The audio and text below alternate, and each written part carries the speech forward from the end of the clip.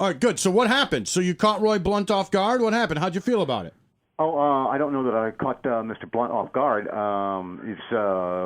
We were at a event where he and a number of the other Republicans on the ticket were campaigning. I had not had an opportunity to ask him about this charge from the Democratic Party last week that he wrote this letter for this woman way back in 1990, right. And so I asked him.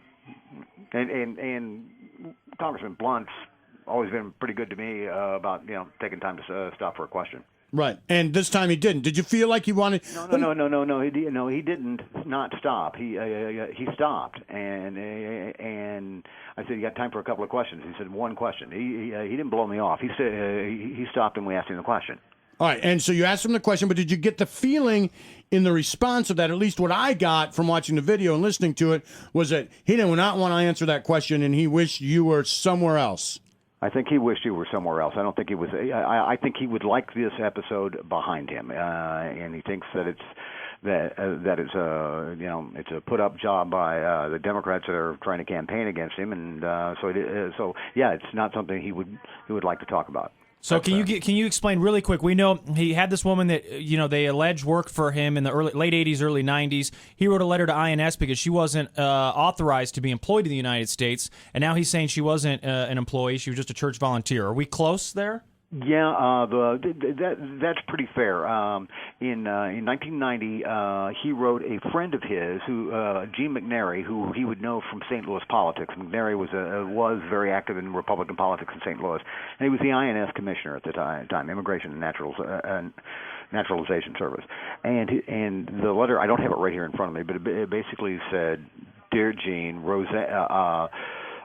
Dora did some work for Roseanne. Roseanne is Congressman Blunt's first wife, and what we'd like to do is two things. See if we can get her status as a political refugee from Nicaragua, because Nicaragua had a very turbulent government at the time, finalized because it was still in the pending stage, and they were trying to see if they could get the file transferred from the office that was in Los Angeles to the office here in Kansas City."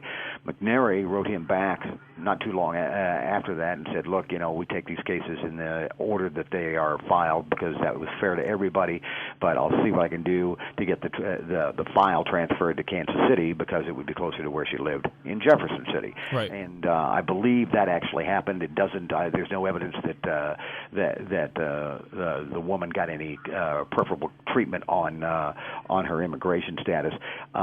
She did want the opportunity to be able to file for a work visa because her status in the country at the time was she was not authorized for employment. Right. Okay. So, and she was Nicaraguan. Correct. Okay. Okay, gotcha. Now, the other question we want to ask you about, because you just made the news again real quick, and it was in our parking lot, what about this Kevin Yoder and the DUI thing? You sticking your microphone in his face and him just... Now, this time, he really blew you off, right?